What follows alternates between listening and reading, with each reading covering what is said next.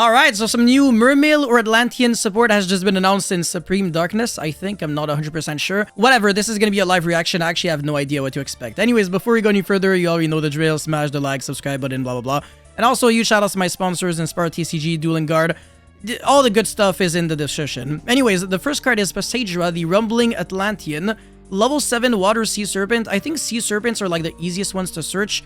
Those are the monsters that Dragoons can search. Yeah, there we go. Any Sea Serpent monster. Alright, cool. So yeah, this should be easy to access. You can send one other water monster from your hand or face of field to the grave. Special summon this card from your hand. Okay, and then obviously if you pitch Dragoons, it will trigger its effect of search, and then you summon this. Not too bad. If this card is normal or special, you can send one Atlantean or Mermail monster from your deck to the grave. Then target one card your opponent controls. Okay, so that's the cost. Return it to the hand. Whatever you foolish with this card will trigger its ability, because you are sending the like an Atlantean or Mermail monster in order to trigger the effect of a card to bounce back something. It's just unfortunate that you have to bounce back something your opponent controls. It would have been nice if you could also bounce back your own cards. That way, even going first, this could have been an extender, but this only really just feels like a going second card, which is fine. It's going to be a 1 of in the deck, but I don't think it's going to be a 3 of unless I'm missing something. But yeah, this is definitely a solid card. I'm a huge fan. You foolish like Marksman or Heavy Infantry for cost. Anyways, your opponent's monsters cannot target this card for attacks while you control a monster other than itself. Alright, cool. So that's like the least relevant effect. But still, I will absolutely take the first 2 effects. And again, very easy to search. This is looking like a solid start for a Mermail. Next up, we have an Xyz monster, Abyss Trite, the Atlantean Spirit. 2+ level 7 water monsters. Okay, so that means that we are no longer just forced to only go into Abyss Gaios. There are now some other options. You can only use the first and third effect once per turn. If this card is Xyz summon, you can target one level 7 or lower fish, sea serpent, or aqua monster in your grave, special summon it. It doesn't lock you under anything. Water monsters you control gain 300 attack and defense for each material attached to this card. I don't know if this is like super relevant, but again, they're all gonna gain like 600 attack and defense. And then with Abyss Dweller, they also gain 500 attack. So you can easily have like 3k, 4k attack monsters, which means that if the deck kind of struggled outing like tower monsters, then it's gonna be much easier because of all the boosting that you get. And then you can detach one material from a discard, set one Abyss Trap from your deck. The good old days where Abyss Sphere Turbo was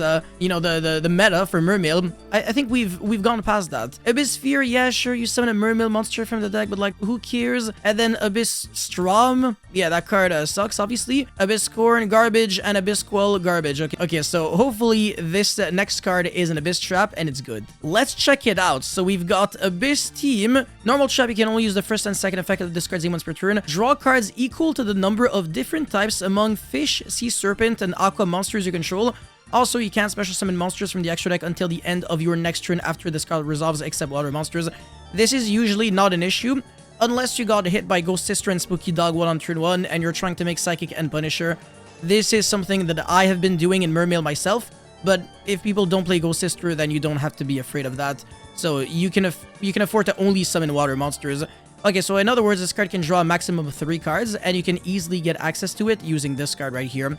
So you can supplement your hand with a bunch of extra cards, which is cool, and you also get a Monster Reborn in the process. That's great! I can't complain about that. This is not necessarily better than Abyss Gaios, but it might be, because it immediately does 2 positive things for you, so that's nice.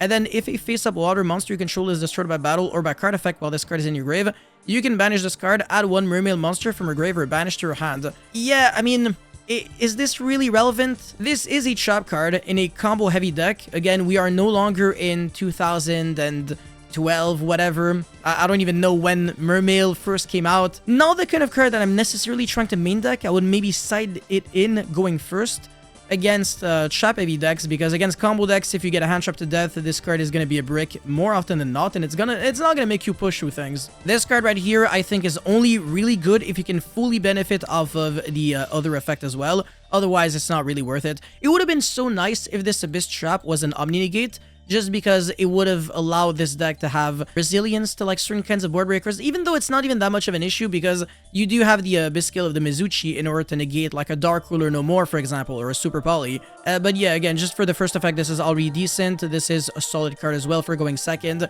But honestly, none of these cards really look like they are must-plays in Mermail and completely revolutionary.